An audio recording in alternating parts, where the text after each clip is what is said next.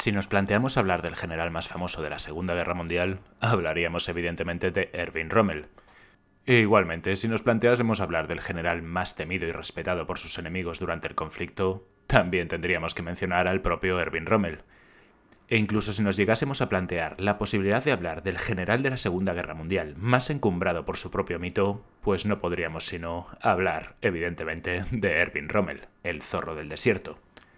Pero antes de empezar, hagámonos varias preguntas. ¿Era Rommel apolítico? ¿Era realmente un genio militar? ¿Fue el mejor comandante alemán de la contienda? ¿Cometió crímenes de guerra? ¿Formó parte activa de la conspiración para acabar con el Führer? Las respuestas a continuación.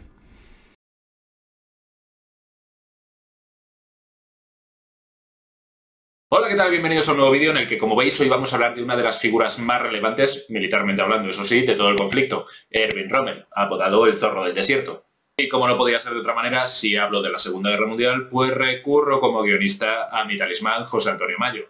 Como ya os he dicho en varias ocasiones, la persona que está detrás de la cuenta, un libro de la Segunda Guerra Mundial y a la vez autor de este libro que tengo por aquí, que se llama Ellos también estuvieron allí, del cual, por cierto, quedan solamente 8 o 9 ejemplares de la primera edición.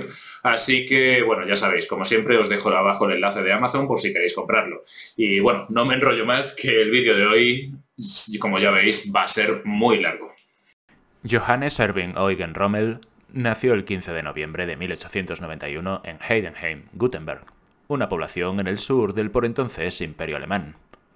El futuro mariscal de campo de la Wehrmacht se crió en una familia burguesa con recursos, pero alejada de las aristocráticas y rancias familias que solían poblar la oficialidad militar germana, que eran principalmente prusianos. De carácter dócil y tímido, Rommel se caracterizó durante su infancia por ser un niño enclenque y enfermizo. A pesar de dar muestras de una gran inteligencia, tampoco se destacaba especialmente en la escuela durante aquellos primeros años. Sería cuando llegó su adolescencia cuando la conocida energía de Rommel hizo al fin acto de presencia, cambiando por completo al joven alemán. Empezaría a aplicarse en la escuela y a practicar todo tipo de deportes, lo que le sirvió para fortalecerse, tanto física como anímicamente. Dotado del mismo talento para las matemáticas que su padre y abuelo, ambos reputados profesores de dicha materia, Rommel pasó a ser uno de los mejores alumnos de su promoción y se planteó estudiar ingeniería aeronáutica. Sin embargo, su familia lo instó a hacer carrera en el Reichsheer, o el ejército imperial alemán, una profesión aparentemente más estable y segura. Ya en el mismo intentó sin mucho éxito obtener una plaza en el cuerpo de ingenieros y en artillería, tras lo cual acabó en infantería. Fue durante su periodo en la escuela de guerra de Danzig que conocería a Lucy Maria Moulin, una joven prusiana que se convertiría en el amor de su vida. Pero esta en un principio, tras el regreso de Rommel a Württemberg, sería una relación a distancia, momento a partir del cual este empezará a escribirle cartas a diario. Ahora ascendido teniente Erwin Rommel es un hombre que se dedica en cuerpo y alma a su profesión, y su principal ocupación será la de formar a nuevos reclutas, labor en la que él mismo disfruta y en la que sobre todo destaca. Con tan solo 23 años es un hombre enamorado de su trabajo y también de su novia, y sin apenas vicios. No fuma, no bebe y sus únicas lecturas son la literatura militar. Es un tipo que rebosa energía, entusiasmo y capacidad, cualidades que, como bien sabéis, no tardará en poner a prueba.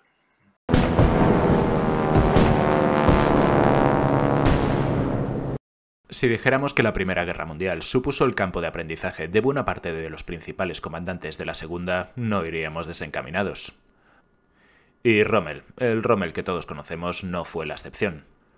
Al poco del estallido de la Gran Guerra, en agosto de 1914, su regimiento fue enviado cerca de las Ardenas para formar parte de la invasión de Bélgica en su camino a Francia.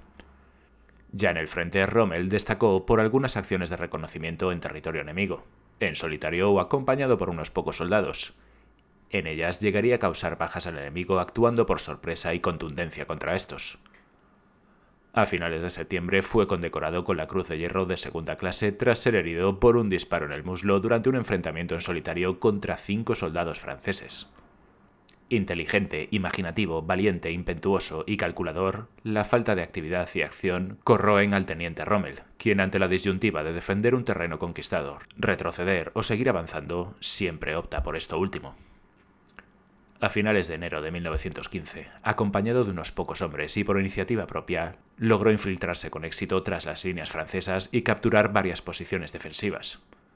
Rommel y sus hombres retendrán dichas posiciones durante horas, a pesar de los continuos contraataques galos, antes de verse obligados a retirarse ante la inacción de los suyos a la hora de enviar refuerzos y aprovechar la ruptura del frente. Por esta acción recibirá tanto una reprimenda como la Cruz de Hierro de primera clase. En otoño de 1915, y tras su ascenso a teniente primero, Rommel será trasladado al recién creado Real Batallón de la Montaña de Württemberg, al que, a partir de ahora nos referiremos con las siglas WGB por sus siglas en alemán. Y al mando de este mismo se encontraría el comandante Theodor Sprosser, quien será uno de los grandes mentores de Rommel. Este pasará buena parte de 1915 y 1916 combatiendo en el macizo de los Vosgos, donde si bien se libra del horror de la guerra de las trincheras, ello no lo aleja del peligro del combate ni de ser herido por segunda vez. En 1916 aprovecha un permiso para contraer nupcias con Lucy. Pero en el verano de 1917, la WGB se encontraba combatiendo al ejército rumano en los Cárpatos. Debido a las características de este frente, situada a lo largo de las montañas y riscos, se optó por dividir a las unidades alemanas en pequeñas formaciones para que pudieran actuar de manera independiente. Rommel aprovechó aquella libertad de acción y decisión que tan bien encajaba con su forma de combatir para infiltrarse tras las líneas enemigas a través de arriesgados ascensos por desfiladeros y asaltar por la espalda las posiciones rumanas. Rommel tenía muy en cuenta el efecto psicológico que aquellas acciones sorpresivas provocaban en el enemigo. A la hora de atacar de manera inesperada, la reacción habitual de estos era entrar en pánico y rendirse, por lo que se podría incluso permitir atacar en inferioridad numérica. A mediados de agosto de 1917, y tras un asalto inicial exitoso, Rommel sería herido por tercera vez. Pero pese a esto, dirigió la defensa de la posición de los contraataques romanos durante una semana. Al final de la misma, y aún herido, el alemán dirigiría de nuevo el ataque para acabar con las fuerzas remanentes enemigas. A pesar de la gravedad de su herida y de haber estado más cerca de la muerte que nunca durante esta campaña, Rommel y la WGB fueron integrados en el Alpenkorps en otoño de ese mismo año y enviados al norte de Italia, a los Alpes, para ayudar a las fuerzas austrohúngaras al frente del río Isonzo. Durante esta época coincidiría con el que en el futuro sería otro famoso general de la Segunda Guerra Mundial al que unirá una larga amistad, Friedrich Paulus.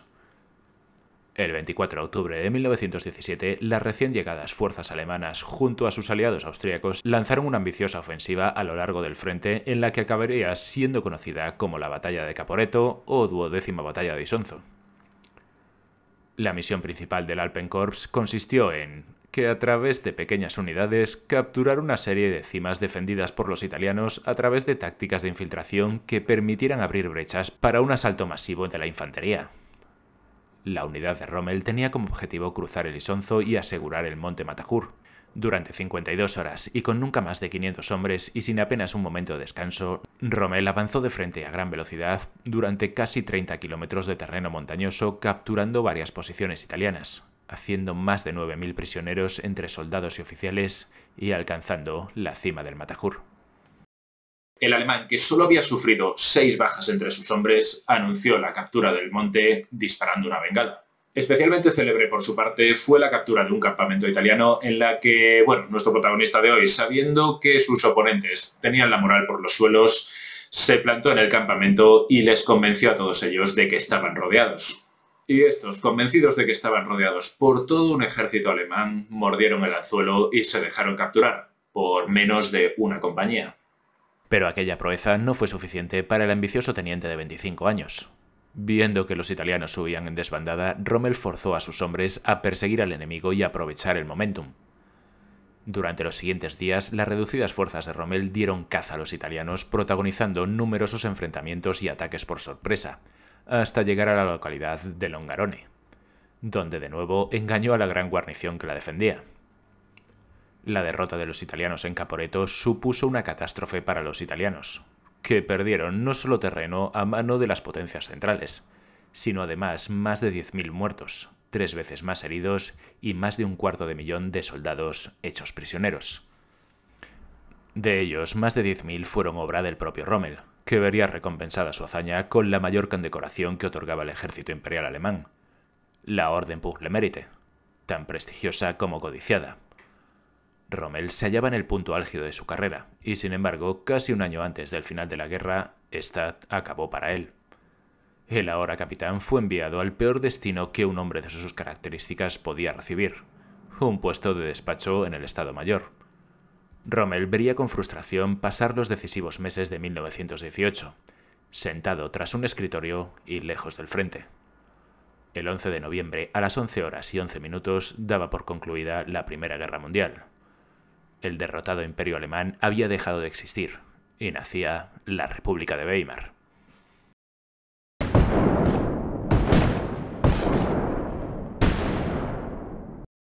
Como ya sabéis, entre las muchas medidas que impusieron las naciones vencedoras a Alemania en el Tratado de Versalles se encontraba la reducción de su ejército. Y de esta forma, el que en otros momentos había sido un estamento con gran poder e influencia en la sociedad alemana, en estos momentos se veía reducido a un ejército de 100.000 hombres con tan solo 4.000 oficiales. Pero nuestro protagonista de hoy, gracias a su orden pour le mérite y a su excelente hoja de servicios, fue uno de los pocos que logró salvarse de la criba.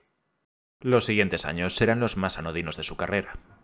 Irá alternando de un puesto a otro a lo largo de la geografía alemana, hasta que al fin se le destine a la Escuela de Infantería de Dresde como instructor de táctica en 1929.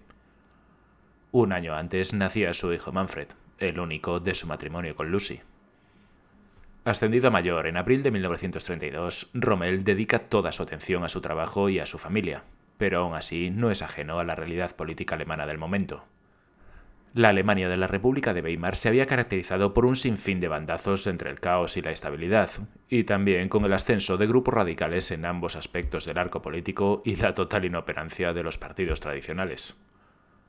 La oficialidad alemana se mostraba leal al régimen actual, más por su deber de fidelidad que por su devoción a la misma, y pocos ignoraban que la mayoría añoraban y abogaban por un regreso de la antigua Alemania, la imperial anterior a Versalles. Una Alemania que era respetada y temida en el exterior, capaz de tomar sus propias decisiones y forjar su propio camino. Una Alemania que contara con un ejército fuerte y numeroso, capaz de llegar donde la política no podía o no sabía cómo.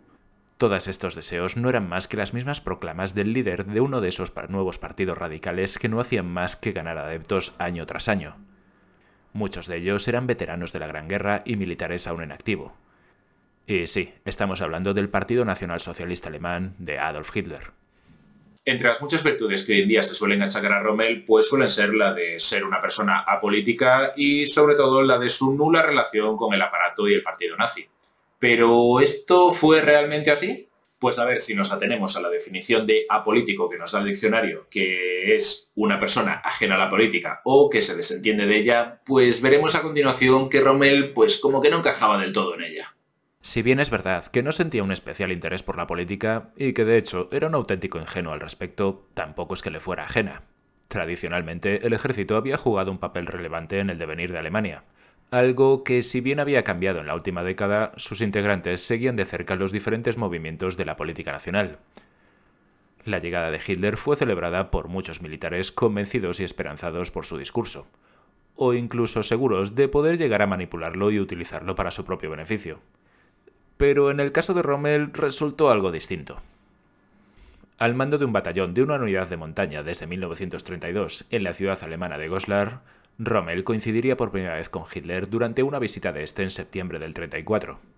No hubo una mayor interacción entre ambos, salvo cuando el austríaco se interesó por la pour le mérite de Rommel, la cual portaba en aquel momento.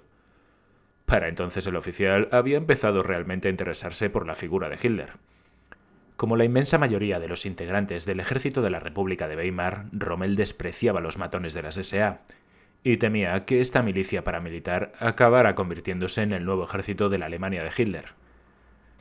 Pero cuando en el verano de 1934 Hitler ordenó purgar a sus principales líderes durante la famosa Noche de los Cuchillos Largos, se ganó la fidelidad de no pocos militares, entre ellas la de nuestro protagonista de hoy. Al año siguiente, durante la Pascua de 1935, ambos hombres volverían a coincidir en un acto en el que los hombres de Rommel conformarían la primera línea. Pero poco antes del mismo fue informado de que un contingente de las SS formaría delante de ellos. Todo para la protección del Führer. Nuestro protagonista de hoy, asqueado con las SS y molesto por aquella decisión, la cual no se podía tomar de otra manera que no fuera la de un insulto, insistió en que si Hitler no se sentía seguro con su batallón, pues que éste no formaría. Y aquí tendría que intervenir el mismísimo Heinrich Himmler para decirle que, bueno, que si la cosa era así, pues que él retiraría a sus hombres para que Rommel pudiese formar en primera línea. Algo que así sucedió. Para finales de 1935, Hitler ya había ganado la absoluta fidelidad de un Rommel entregado a su causa. Al anuncio del rearme por parte de Alemania le siguió la ocupación militar de Renania, la creación de la Fuerza Aérea, o Luftwaffe, y el incremento de su armada, la nueva Kriegsmarine, y el ejército, la Wehrmacht. El agradecimiento de este último a través del restablecimiento del servicio militar obligatorio supuso un ascenso a la mayoría de oficiales de la extinta Reichswehr. Rommel obtendría el rango de teniente coronel en otoño de 1935. Al mismo tiempo, obtendría una nueva plaza como instructor en la Academia de Guerra de Potsdam, a muy poquita distancia de Berlín. Quizás esto tuviera algo que ver con la decisión de nombrar a Rommel comandante del batallón encargado de la protección y escolta militar del propio Führer, tanto durante el Congreso de Nuremberg en septiembre del 36 como durante la anexión de Austria y la ocupación de los Sudetes en marzo y octubre de 1938 respectivamente. Todos éxitos políticos de Hitler que no hicieron sino encumbrarlo aún más a ojos de Rommel y gran parte del pueblo alemán. En 1937 Rommel puso al fin en orden sus notas y diarios y publicó Infantería al ataque, un manual de táctica de infantería basado en sus experiencias durante la Primera Guerra Mundial. El libro, el cual todavía se estudia hoy en día en academias militares, se convertirá en todo un bestseller. Y tendrá, entre algunos de sus lectores de más renombre, al propio Adolf Hitler y al general norteamericano George Patton. Para entonces el Rommel apolítico pues como que ya no existía. Si bien es cierto que jamás militó en el partido nazi y que detestaba la compañía de las SS, sí que dio muestras continuamente de una inquebrantable fe hacia el Führer, firmando sus cartas con el clásico HH, Heil Hitler, o saludando con el brazo derecho en alto. Además, también realizó varios cursos de adoctrinamiento político para oficiales, y empieza a hablar abiertamente de la necesidad de que los militares se vuelvan políticos para combatir con mayor fervor por su país y por el Führer. A pesar de esto, no hay ninguna constancia de que Rommel compartiera los preceptos antisemitas del régimen nazi. Su pertenencia al ejército de Gutenberg, alejado del clasismo antisistema tan habitual en las ramas prusianas o aristocráticas del ejército, quizás sea la principal explicación al respecto.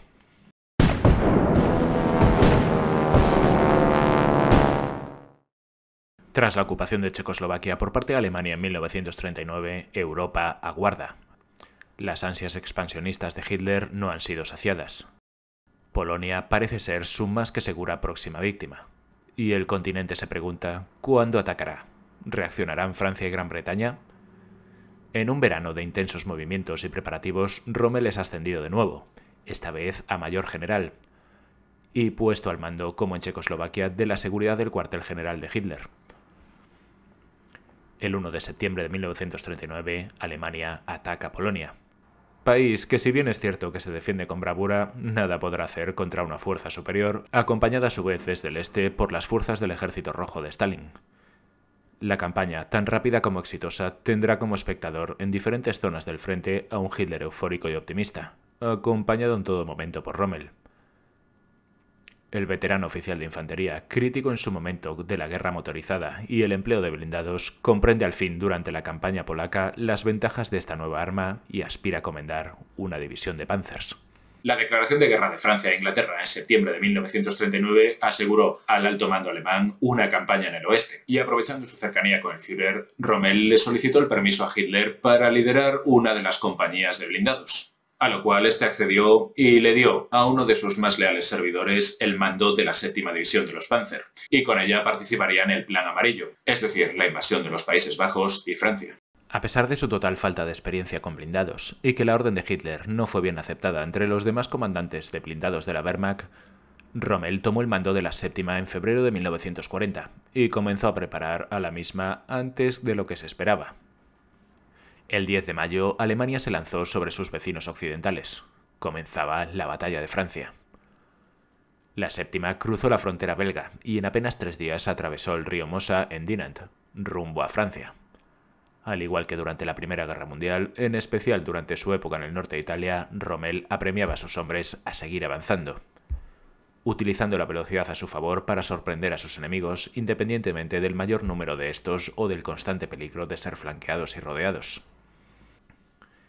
Cabe destacar que si bien los comandantes alemanes contaban con una flexibilidad nada habitual en otros ejércitos a la hora de tomar decisiones en el frente, no seguir el plan inicial o improvisar, Rommel se hizo conocido por exceder dicha flexibilidad más allá incluso.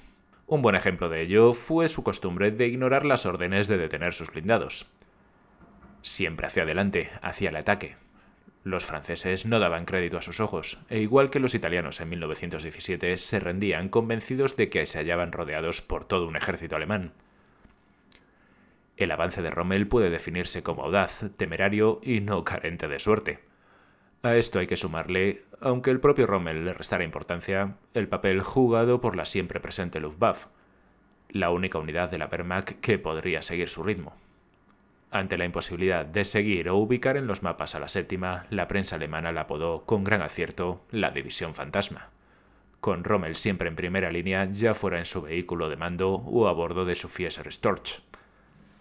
El 21 de mayo, el avance alemán se vio momentáneamente frenado en los alrededores de la ciudad de Arras por un contraataque franco-británico. Si bien este creó confusión y cierto pánico durante el primer momento, la falta de coordinación del ataque aliado y el empleo de los temibles cañones antiaéreos de 88 mm sobre los blindados franceses y británicos les obligó a retirarse.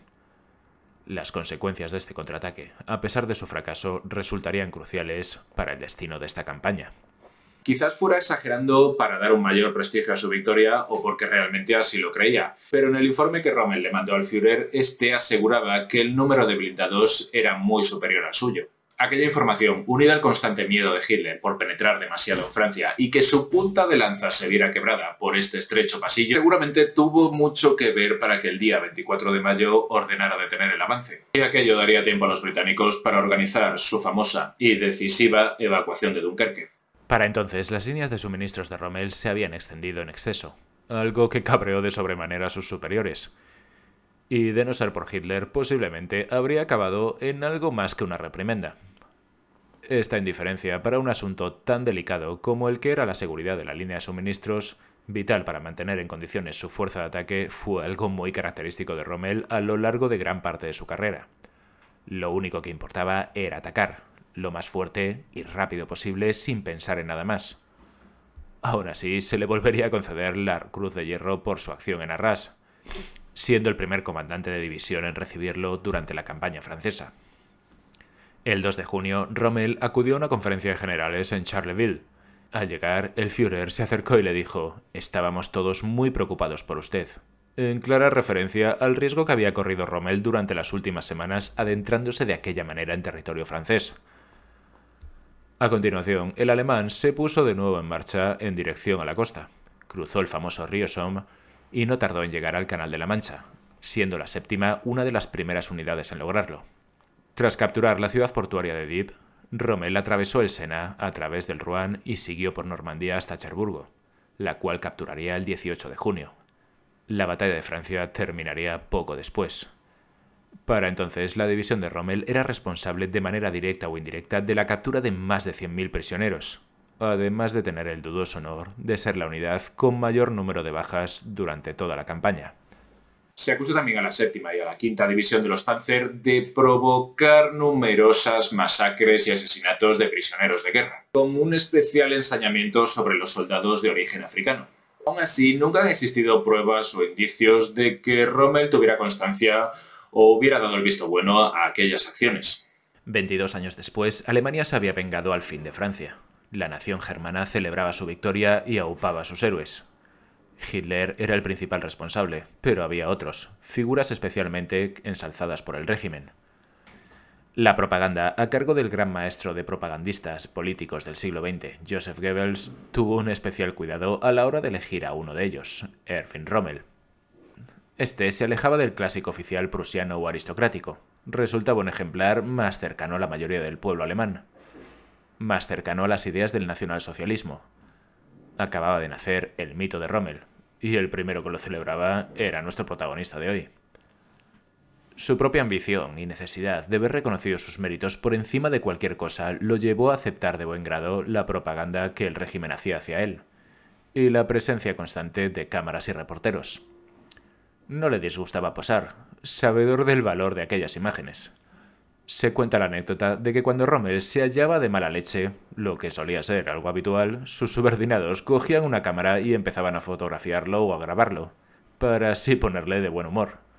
Igualmente el Führer se congració de los éxitos del comandante por el que él mismo había apostado. Los éxitos de uno eran los éxitos de ambos, al menos durante el tiempo que todo fuera bien.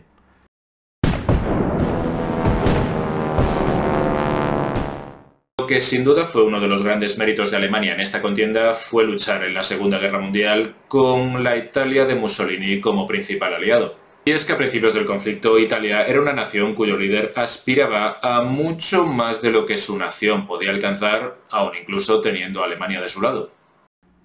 Para principios de 1941, el inferior ejército griego había frenado al italiano en el paupérrimo intento de invasión por parte de este en otoño de 1940 a través de Albania, e incluso le había hecho retroceder. Al mismo tiempo, en el norte de África, el 10º ejército italiano, al mando del mariscal Rodolfo Graziani, se había lanzado sobre la frontera egipcia, país con una fuerte presencia británica debido al estratégico canal de Suez. El avance italiano, con un nutrido contingente de tropas de unos 100.000 hombres, se detuvo tras apenas 80 kilómetros de marcha en territorio egipcio. Ante el pavor por parte de Graziani de extender en demasía sus líneas de suministros, este optó por aguardar y seguir reforzando a sus fuerzas a la espera del contraataque británico. El 9 de noviembre de 1940, fuerzas británicas y de otras naciones de la Commonwealth, al mando de generales como Archibald Wavell o Richard O'Connor, lanzaron una ambiciosa ofensiva sobre las posiciones italianas, en lo que se llamó la Operación Compass. Con una fuerza 3 veces inferior en número, pero mejor abastecidos, debido a la cercanía del puerto de Alejandría, los británicos sorprendieron a los italianos atacando desde el sur con sus blindados y ascendiendo a gran velocidad hacia el norte para cortar su retirada. Aunque hubo casos de resistencia ante la llegada del enemigo, buena parte de las fuerzas italianas, muchos combatientes libios con poco o ningún apego hacia su metrópolis, arrojaron las armas. No contentos con aquello, los blindados británicos, entre ellos los de la 7ª División, o, por decirlo de otra manera, las famosas ratas del desierto, siguieron marchando hacia el oeste en persecución de un enemigo que se batía en retirada. Para cuando estos se detuvieron a finales de enero del 41, habían expulsado a los italianos de buena parte de la provincia de la Libia cirenaica. Sin embargo, la ahora sobreextensión de la línea de suministros británica, el agotamiento de sus tropas y la necesidad de reequiparlas forzó a O'Connor a adoptar posiciones defensivas. A esto habría que sumarle que gran parte de sus fuerzas fueron llevadas de regreso a Egipto con la intención de ser desplegadas en Grecia ante la amenaza e invasión de los Balcanes y del país heleno por parte de Hitler. Y pocos días después, el día 12 de febrero, un contingente armado proveniente de Alemania llegaba al puerto de Trípoli en ayuda de su aliado. Al mando de este cuerpo del ejército, bautizado como Deutsches Afrika Korps, se hallaba el recién ascendido a teniente general Erwin Rommel. Las órdenes de este por parte del OKW eran, si bien no muy precisas, meridianamente claras. Ayudar a los italianos en la Libia occidental a mantener su posición y esperar a contar con medios suficientes para que, en caso de verlo viable, recuperar el terreno perdido. Apenas pisó tierra, sin su fuerza al completo, con lo que tenía a mano, y sin una línea de suministros estable, Rommel se lanzó con sus blindados de lleno al ataque para horror tanto de sus enemigos en Libia como la de sus superiores en Berlín. Con tropas menos móviles, menos experimentadas y peor equipadas, los británicos perdieron en pocos días todo el terreno ganado entre diciembre del 40 y febrero del 41. Rommel, junto a su excelente y capaz Estado Mayor, desplegó su genio táctico y supo adelantarse a cualquiera de los movimientos e intentos de contraataque del enemigo. Por si aquel desastre no fuera suficiente, los alemanes llegaron incluso a capturar al propio O'Connor, de quien Rommel se apropió de sus gafas del desierto. La suerte acompañaba de momento a un Rommel triunfante que no hacía sino forzar sus fuerzas hacia el noreste. Pero antes debía salvar un obstáculo, una ciudad portuaria libia de cuya captura dependería el posible éxito de la campaña: Tobruk. El día 10 de abril de 1941 daba comienzo uno de los mayores quebraderos de cabeza en la carrera del hasta entonces seguro y victorioso general alemán. Y sí, me estoy refiriendo al sitio de Tobruk. La necesidad de un puerto, por pequeño que fuera, para aliviar dicha presión y la imposibilidad de dejar al enemigo atrincherado a su espalda obligó a Rommel a poner asedio a Tobruk y tratar de asaltarla. Al otro lado del espectro, la 9ª División Australiana, más tarde conocida como las Ratas de Tobruk, bajo las órdenes del brillante general Leslie Morshead, además de unas pocas fuerzas británicas e indias, se habían atrincherado a conciencia.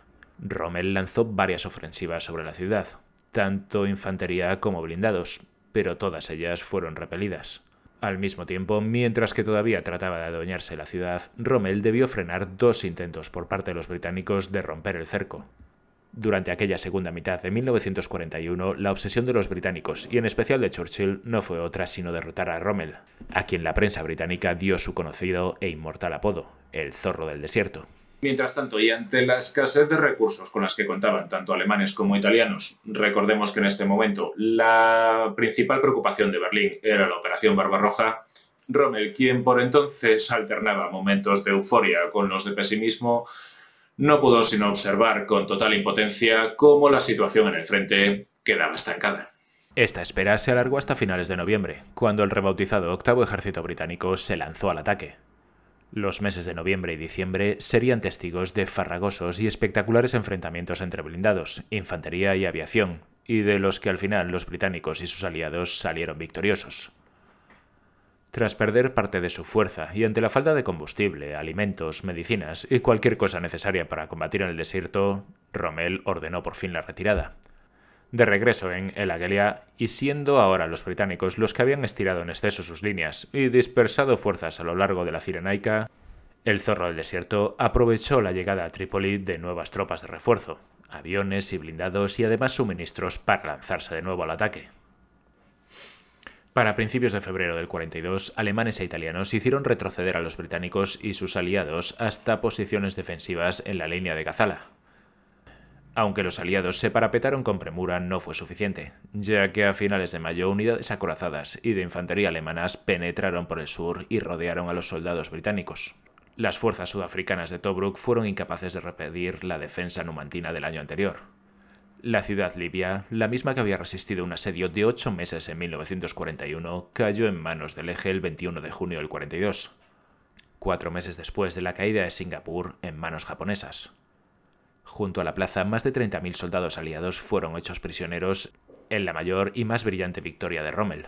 Con Tobruk aseguraba a su retaguardia un nuevo puerto con el que facilitar, que no asegurar, la llegada de suministros y la apropiación de gasolina y alimentos. Y Rommel, fiel a su estilo, ordenó avanzar. Y al mismo tiempo el gran valedor de Rommel, Hitler, lo recompensó ascendiéndolo a mariscal. A finales de junio, los alemanes destrozaron las defensas aliadas en Mersa Matruh, tomando el puerto egipcio y capturando otros 6.000 prisioneros. Las fuerzas de Rommel parecían imparables. El pánico cundió tanto en Alejandría como en el Cairo. Incluso Mussolini voló hasta Libia a la espera de poder realizar una entrada triunfal a caballo en la capital egipcia como en un triunfo romano. Auchinleck, que conocía de antemano los planes alemanes gracias a Ultra, tomó el mando del Octavo Ejército, lo hizo retroceder y dispuso sus defensas para una población costera con una humilde estación de tren a 100 kilómetros al oeste de Alejandría llamada el Alamein. Aprovechando una estrecha franja de tierra de unos 70 kilómetros que colindaban con el Mediterráneo al norte y la infranqueable depresión de Al-Qutara Sur, los aliados evitaron que Rommel pudiera sorprenderlos por el sur, al igual que en Gazala. De producirse un ataque debería realizarse de frente. El comandante alemán así lo intentó, encontrando una resistencia infranqueable como le había pasado en Tobruk. El apoyo constante del RAF en un intenso fuego artillero, el agotamiento de alemanes e italianos y la sobreextensión de sus líneas de suministros resultaron claves para frenar al Afrika Korps. Los británicos, con una línea de suministros mucho menos extensa, pasaron al ataque, tratando de expulsar a su enemigo a lo largo de todo el mes de julio sin éxito. Auchinleck imitó a Rommel y se dedicó a esperar a estar listo para un futuro y decisivo contraataque. La primera patea del Alamein había quedado en tablas. Durante esta época llegaría a la zona el teniente general británico Bernard Montgomery. Y desde entonces alemanes e italianos se dedicaron a esperar desde sus posiciones a que el enemigo diera el primer paso. Pero sabiendo que había llevado a sus hombres al límite, Rommel decidió esperar y, mientras tanto, minar todo el campo de batalla. Los alemanes colocaron alrededor de 500.000 de minas antitanque antipersona, convirtiendo aquella franja de tierra en una trampa mortal a la que apodaron Jardines del Diablo. Nos encontramos de nuevo a un Rommel impotente, sabedor de que los aliados se aprovisionaban, a la espera de lanzar un contraataque que las fuerzas del eje, en inferioridad numérica y sin apenas blindados, difícilmente lograrían frenar. A pesar de su dureza y habitual mal humor, en especial con los oficiales a su mando, una de las mayores preocupaciones de Rommel era el estado de sus hombres. Como hombres, no dejaba de sufrir la angustia y el tormento de verlos desnutridos y enfermos, en su mayoría de disentería a causa de beber agua sucia proveniente de los pozos y lo limitado de su dieta. Raciones de comida que rara vez variaba de carne enlatada y galletas duras. La única esperanza de Rommel era recibir los suministros y reemplazos necesarios para tener alguna oportunidad contra el más que seguro inminente ataque de las fuerzas aliadas. Aunque sabiendo como sabía que la prioridad para Berlín en aquel momento era la URSS, el veterano comandante se temía lo peor. Y la brutal y autoimpuesta carga de trabajo acabó con Rommel exhausto y enfermo, de permiso en Alemania para recuperar su salud, dejando al mando del Afrika Korps al general George Stumm. Al mismo tiempo y al este en el Alamein, el nuevo comandante del octavo ejército, Bernard Montgomery, preparaba de manera concienzuda y exhaustiva a sus hombres. Y es que, a ver, sí que es cierto que el inglés se dedicaba en cuerpo y alma a levantar la moral de unos hombres bastante desmoralizados, y sobre todo agotados por la causa. Les visitaba constantemente y charlaba con ellos, no sin dejar de darles una férrea disciplina. Con las últimas luces del día 23 de agosto, Monty se lanzó por fin al ataque en la que sería la más decisiva y crucial batalla de todo este frente en la Segunda Guerra Mundial, la Segunda Batalla del Alamein, también conocida como Operación Lightfoot. Esta arrancaría con un bombardeo masivo de más de 5 horas en el que medio millón de proyectiles buscaron arrasar el frente y las posiciones de alemanes e italianos. Al mismo tiempo, los zapadores, dando grandes muestras de valor, avanzaron hasta los Jardines del Diablo y empezaron a desactivar las minas para crear una serie de corredores por donde australianos, británicos, franceses e indios, acompañados de blindados, pudieran pasar y crear una brecha en las líneas enemigas. Sin embargo, la densidad de los llamados Jardines del Diablo era mayor de lo esperado, la resistencia por parte de las fuerzas del eje y la escasa visibilidad, producto de una tormenta de arena, retrasaron mucho el avance de los aliados. El 25 de octubre, Rommel regresaría a África para ponerse de nuevo al mando. Y la situación era mucho peor de lo que se había imaginado. Aunque sus fuerzas seguían resistiendo, estas habían sufrido grandes pérdidas. No habían recibido aún los refuerzos prometidos, y los heridos y los enfermos se acumulaban, y apenas contaban con combustible para utilizar los pocos Panzer que no habían sido destruidos por la aviación o la artillería enemiga.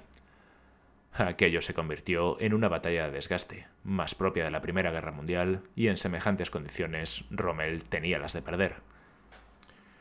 Tras varios días de estancamiento, Montgomery probó a lanzar una fuerza australiana por el norte, junto a la carretera de la costa. El zorro del desierto, con tropas inferiores en número y seriamente debilitadas, no tuvo más remedio que mandar a la reserva de esa zona del frente en un desesperado intento por defender la línea. Monty supo ver cómo aquella maniobra había debilitado las fuerzas de Rommel, por lo que el 2 de noviembre aprovechó para lanzar todo lo que tenía al sur, en la llamada Operación Supercharge, logrando al fin romper las defensas del eje, aunque sufriendo una vez más un gran número de bajas. El día 4, ante las cuantiosas pérdidas sufridas y el riesgo de ser aniquilados, Rommel ordenó a sus Afrika Korps retroceder, dejando atrás a parte de las fuerzas italianas para cubrir su retirada. Los aliados habían ganado esta batalla, un nuevo punto de inflexión para la Segunda Guerra Mundial. Aunque Hitler ordenó a su mariscal que defendiera y mantuviera la línea de la zona, Rommel comenzaría a dudar de él por primera vez.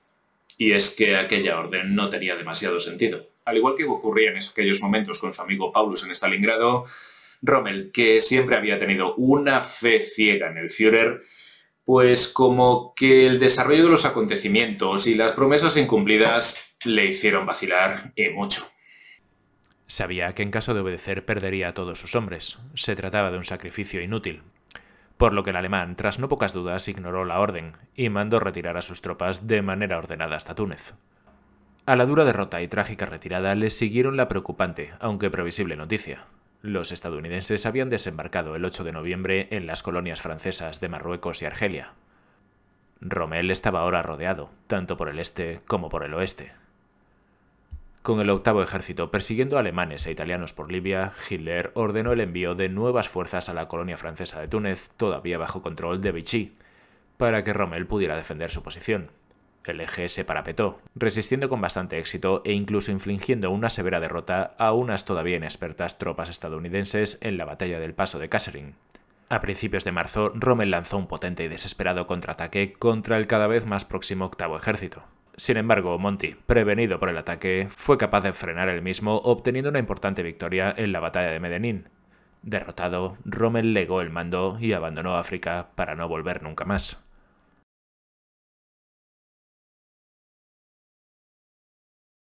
Ya para la primavera de 1943, poco o nada quedaba de aquel invicto zorro del desierto. Y es que la campaña en el norte de África había deteriorado tanto su salud física como la mental. Y es que la derrota ante los aliados, que tenían una superioridad tanto humana como militar abrumadora, y a su vez la derrota en el Alamein hizo que Hitler dejase de confiar tanto en el que era su protegido. Y por cierto, ya por entonces tenía una postura más proclive a la retirada y a la rendición, algo que en sí ya le asqueaba bastante. Y sí, como os digo, la fidelidad de Rommel hacia Hitler por entonces empezaba a vacilar y mucho. Y es que por entonces Adolf Hitler ya no se molestaba en disimular su versión más cruel y psicópata. A pesar de la mala opinión de Hitler sobre su mariscal y las constantes críticas que recibía por parte de muchos detractores en el OKW, Rommel seguía contando con la gran admiración del pueblo alemán, encumbrado durante años por la propia propaganda alemana, además del respeto de británicos y norteamericanos. Fue por esta razón que tras un breve periodo de descanso, Rommel recibió el mando del recién formado Grupo de Ejércitos B, que tenía como misión ocupar el norte de Italia, país que acababa de derrocar a Mussolini y rendirse a los aliados. Poco cabe mencionar de este destino en el que Rommel poco o nada llegó a hacer, salvo instar a Hitler en vano a abandonar Italia y retirar sus fuerzas hasta la línea de los Alpes. El dictador no quería ni oír hablar de retirada, y optó por la sugerencia del brillante mariscal Albert, quien apostaba por establecer una línea defensiva al sur de Roma, la línea Gustav. Esta estrategia lograría retener el avance aliado en Italia durante unos meses, provocando a estos un elevado e inesperado número de bajas y dando lugar a las conocidas batallas de Montecassino y Anzio. Era noviembre del año 1943 y por entonces Rommel se encargó de ir a visitar y a supervisar las defensas costeras del llamado Muro Atlántico. Pero al llegar a su destino, Rommel, conocedor de las mentiras de la propaganda alemana, confirmó sus peores temores. Aquella supuesta línea defensiva infranqueable no era más que puestos defensivos dispersos y repartidos a lo largo de la costa cuya construcción había sido descuidada, dañada por los bombarderos o sencillamente no se había terminado de construir. El zorro del desierto se puso manos a la obra lo más rápido que pudo, ordenando la construcción de nuevos búnkeres y fortines. Ordenó la reparación y finalización de los ya construidos, la colocación de millones de minas y la instalación de obstáculos y trampas tanto en las playas como tierra adentro. Pero no era aún así en Normandía, donde se esperaba la más que segura invasión, sino en la zona de Calais, en la parte más estrecha del canal. Independientemente de cómo se propusieran desembarcar los aliados, el alto mando alemán no se ponía de acuerdo de cómo disponer sus fuerzas acorazadas y de reserva. Con el canal y los cielos de Normandía bajo control de los aliados, tras diezmar que no derrotara a la Kriegsmarine y la Luftwaffe, Rommel creía que desde el momento en el que el enemigo estableciera cabeza de playa, cualquier intento de contraataque resultaría inútil. Había que detener, retrasar o acabar con los desembarcos en las playas. Había que empujar a las fuerzas invasoras de regreso al mar, y para ello Rommel requería las fuerzas de reserva de la costa. Pero su superior en Francia, el veterano mariscal Georg von Rundstedt, era partidario de una estrategia diferente: reunir a estas fuerzas cerca de París, priorizando una mayor flexibilidad en caso de tener que trasladarlas de un lugar a otro. Tras su experiencia en el norte de África, Rommel se temía que la superioridad aérea enemiga dificultaría enormemente el traslado de estas tropas a la costa desde la capital francesa, lo que por ende imposibilitaría un contraataque efectivo. Aquella discusión terminaría con una solución muy propia del Führer: entregar una pequeña parte de las fuerzas de reserva de Rommel, mientras que el resto permanecía a la espera y únicamente podía ser movilizada por orden directa del Führer. El 6 de junio del 44 fue el famoso Día D, y las fuerzas aliadas desembarcaron finalmente en Francia, más en concreto en Normandía. Habían engañado a los alemanes, tanto en el dónde, convencidos de que lo intentarían en Calais, como en el cuándo. El propio Rommel no se encontraba ni siquiera en Francia, sino en Alemania, en su hogar en Herrlingen. Al recibir la noticia, el mariscal partió de inmediato hacia Normandía, donde llegaría por la noche. Para entonces los aliados ya habían asegurado 5 cabezas de playa y se preparaban para penetrar tierra adentro. Rommel iría de un punto a otro del frente durante las siguientes semanas para dirigir las defensas de sus maltrechas fuerzas. El 17 de junio, reunido con Rumsfeld y Hitler en el cuartel general en Francia, y ante la precaria situación, Rommel solicitó a Hitler llegar a algún tipo de solución diplomática con los aliados. Este desecharía con desagrado el comentario de Rommel y se limitaría a responderle algo así como que «Usted dedíquese a la guerra y déjeme la política a mí». Exactamente un mes después, la tarde del 17 de julio, mientras que el coche de Rommel se dirigía por una carretera secundaria de regreso al cuartel general, fue sorprendido por 2 Spitfire de la RAF. Los pilotos no tuvieron piedad y acribillaron al vehículo, provocando que se saliera de la carretera. Los pasajeros acabaron con heridas de distinta gravedad, incluyendo al propio Rommel, que terminó con severas fracturas en el cráneo. Que su estado era crítico y en más de un momento se temió por su vida, milagrosamente se salvó en un hospital alemán. Apenas 3 días después de aquel ataque, mientras Rommel se debatía entre la vida y la muerte, estallaba una bomba en el cuartel general de Hitler en Ravensburg.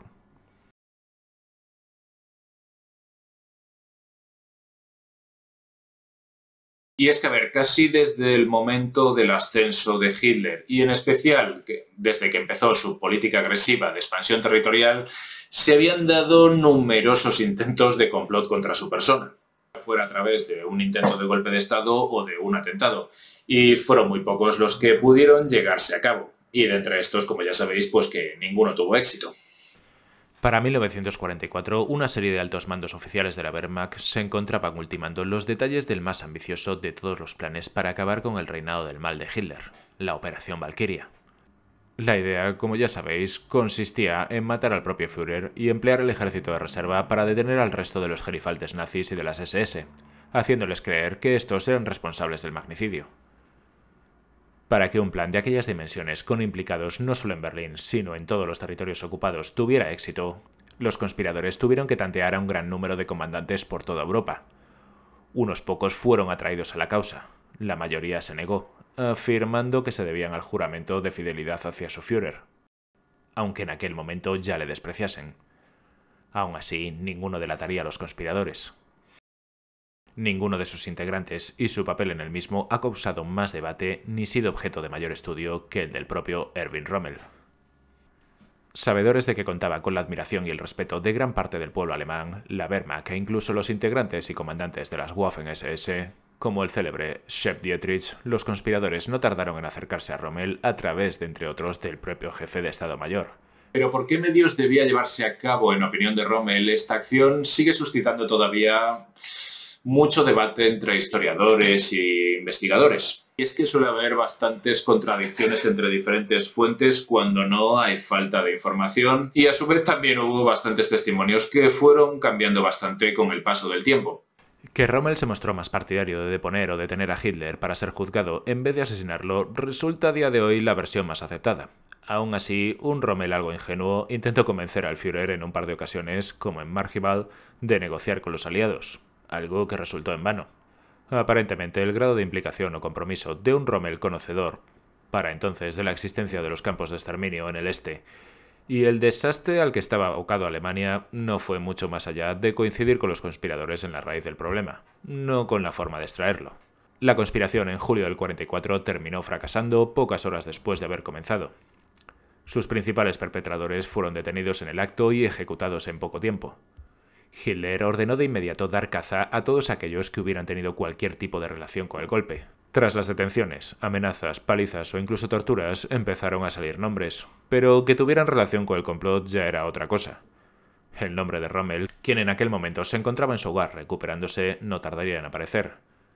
Primero de la mano de Stumpnagel, quien al ser descubierto trató de quitarse la vida, pero tuvo poco éxito. Todavía en su casa de Herrlingen, Rommel no tardaría en percatarse de que agentes de la Gestapo circulaban alrededor de su casa. Y es que desde la detención de Speidel, se temía lo peor. Con pocos amigos en el OKW desde su época en Francia y en el norte de África, el alemán intuía que las acusaciones en su contra, reales o no, no tardarían en llegar. Y el 7 de octubre recibió una llamada de su jefe, el general Wilhelm Keitel, ordenando su presencia en Berlín para discutir su futuro. Rommel, quien intuyó que no llegaría vivo a la capital, se negó, alegando problemas de salud. y una semana después, a mediodía, 2 generales de la Wehrmacht se presentaron en su hogar. Este los recibió y los acompañó a una sala donde pudieron hablar en privado. Y los visitantes informaron a Rommel del resultado de sus investigaciones sobre el complot llevadas a cabo durante las últimas semanas, y cómo su nombre había aparecido en varias confesiones y documentos. A diferencia del millar de personas ejecutadas por su relación con el complot, Hitler dio a elegir a Rommel, o someterse a un juicio en Berlín o cometer suicidio. La primera opción traería, además de la deshonra, una más que segura ejecución para Manfred y Lucy, y la segunda dejaría de lado, a ojos del régimen nazi, su implicación en el golpe y salvaría a su familia. Tras alrededor de estar una hora reunidos, los 2 generales abandonaron la casa de Rommel, y este fue a despedirse de su mujer y su hijo. Con paso firme, portando su uniforme del Afrika Korps y su bastón de mariscal, Rommel se subió al auto de los 2 generales y abandonó su hogar para siempre. Tras conducir durante unos pocos minutos, uno de los hombres que le acompañaban le entregó a Rommel una pastilla de cianuro, y los 2 hombres que iban con él le dejaron solo en el coche con solamente la compañía del chofer. Y ante esta situación, Rommel ingirió la pastilla, pero eso sí, tardó unos cuantos minutos en morir. Para el pueblo alemán y el resto del mundo, el zorro del desierto acabó sucumbiendo a causa de las heridas recibidas en julio. El 18 de octubre se celebró un funeral de Estado en la vecina ciudad de Ulm con toda la parafernalia nazi de fondo. Miles fueron las personas que acudieron a rendir su último homenaje a su héroe. Puede ser que Rommel muriese en otoño de 1944, pero no así la leyenda creada alrededor de su figura. Como todos los personajes célebres mitificados, el mito se entremezcla con la realidad, y en ocasiones llega incluso a engullirla. En el caso de Rommel, la creación de su mito comenzó ya en su vida, tras su exitosa y posteriormente bien publicitada campaña de Francia por parte de Goebbels. Podríamos incluso ir más allá y retroceder hasta la publicación de Infantería al ataque, en la que Rommel realiza un sentido ensalzamiento tanto del soldado alemán como de sí mismo. Donde el mito del zorro del desierto toma fuerza, pues obviamente, como su nombre lo indica, es en el paisaje del norte de África, con sus dunas, sus desiertos, bueno, ya lo sabéis. Y por aquí la admiración que los británicos tenían hacia Rommel y su genio militar era honesta, pero también interesada. Fascinados por el empleo de Rommel de su Afrika Korps, su imprevisibilidad en el campo de batalla y el buen y respetuoso trato dado a sus prisioneros, los de Churchill cimentaron el mito del zorro del desierto, en parte como reconocimiento hacia su rival y en parte para empequeñecer sus propios errores y derrotas. Cuanto mejor el rival, menos graves son los fracasos y más meritorios los aciertos.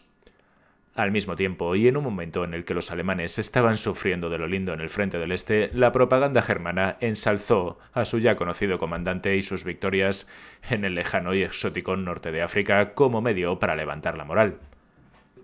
Para la última fase de la creación del mito de Rommel hubo que esperar hasta el final de la Segunda Guerra Mundial y el inicio de la Guerra Fría. Fue entonces cuando desde la propia Alemania Federal y con el apoyo de norteamericanos y británicos se recuperó su figura. Este representaba a la perfección el modelo del buen alemán, militar que luchó por su patria, no cometió crímenes de guerra, sin relación con el Holocausto y se opuso a Hitler y al nazismo, por lo que acabó pagando con su vida. Una figura apta para ser admirada que no exaltada en la Alemania Federal, y con el visto bueno de Occidente.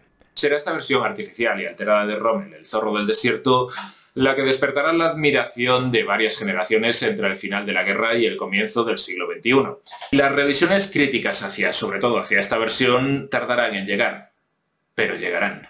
¿Pero fue realmente Rommel un genio militar? ¿Fue de hecho el mejor comandante alemán de la Segunda Guerra Mundial? Pues a ver, entre las virtudes militares de Rommel hemos de reconocer, además de su valor y su energía, su sobresaliente visión táctica, capacidad de liderazgo y facilidad para improvisar, adaptarse y prever a los movimientos del enemigo con rapidez y precisión. Desde el punto de vista estratégico, Rommel carecía tanto del talento para ello como de la formación o experiencia. En cierto modo, y al igual que Patton, Rommel contaba con las aptitudes necesarias para ser un magnífico comandante de batallón, regimiento o a lo máximo de división. El contar con estados mayores de excelente nivel a sus espaldas permitió a ambos hombres centrarse más en su forma de ver y dirigir la guerra desde el frente. Y aunque encontraremos a Rommel en casi todos los listados de mejores comandantes alemanes de la Segunda Guerra Mundial, desconfiad de cualquiera que sitúe a Rommel entre los primeros antes que gente como Manstein, Model, Kesselring, Guderian, Balck, Holt, Klutz, Heinrich o entre muchos otros. Y aquí otra pregunta, y es que ¿aplicó realmente Rommel a lo largo del conflicto una guerra sin odio como tantas veces se ha dicho, o estuvo implicado en crímenes de guerra? A ver, aquí la respuesta es más sencilla, y es que en una guerra en donde las mayores atrocidades y mayores brutalidades fueron en el frente del Este, en el cual, dicho sea de paso, Rommel jamás puso los pies, su paso por la contienda resulta mucho más inmaculado en comparación al de otros muchos comandantes alemanes. Destaca especialmente su papel en el norte de África, durante el cual, por ejemplo, optó por ignorar la orden de los comandos, por la cual Hitler ordenaba a sus generales ejecutar de inmediato a cualquier comando enemigo atrapado. Igualmente, la escasa población civil donde se desarrolló la campaña apenas sufrió daños. Principalmente, y a excepción de Tobruk, las principales batallas se llevaron a cabo lejos de focos urbanos. La reducida población judía en esa zona de África evitó deportaciones masivas a campos de concentración o exterminio, como las que sí se veían en Europa. Pero sí que hubo casos de represión, principalmente en la retaguardia, lejos del frente del que Rommel rara vez se desplegaba. Existe una mayor polémica, eso sí, sobre sus campañas en Francia en 1940 y en Italia 3 años después, en la que las fuerzas bajo sus órdenes cometieron atrocidades y ejecuciones sumarias sobre prisioneros capturados, principalmente tropas coloniales y fuerzas partisanas respectivamente. Pero la involucración de Rommel de haber existido no habría ido más allá de ser el comandante en jefe de los responsables de dichos actos. Y por último, hagámonos la pregunta de ¿por qué existen contradicciones con respecto al papel juzgado por Rommel en la conspiración contra Hitler? Pues a la falta de documentos que lo confirmen, casi todo lo que sabemos sobre este tema proviene tanto de afirmaciones realizadas bajo tortura como de intentos posteriores de reponer su figura por parte de Speidel como de Lucy. Esta igualmente temía que muchos alemanes vieran a su marido como un traidor si su implicación en el complot se llegaba a comparar con la de otros como la del propio von Stauffenberg, el cual será mal visto por muchos hasta casi 20 o 30 años después del final de la guerra. Es por esta razón que dará varias versiones contradictorias durante los siguientes años. La figura de Rommel sigue despertando el interés de aficionados a la historia de todas las edades y en el mundo entero. Sin embargo, el origen de dicho interés parece haber sufrido un cambio de gran importancia. Una nueva generación de apasionados a la historia dispuestos a separar realidad y ficción por el bien de esta, parecen más que preparados para descubrir quién fue el auténtico Erwin Rommel, no el mito, sino el hombre. Y hasta aquí mi vídeo de hoy. Si os ha gustado ya sabéis, podéis suscribiros que es gratis, dejarme un like que me ayuda mucho, un comentario con qué os ha parecido que me ayuda más todavía, o podéis compartir el vídeo en vuestras redes sociales. Y si no os ha gustado, pues como suelo decir en alguna ocasión, recomendárselo a alguien que os caiga mal para que se fastidie y se lo trague. Un saludo y hasta el próximo vídeo.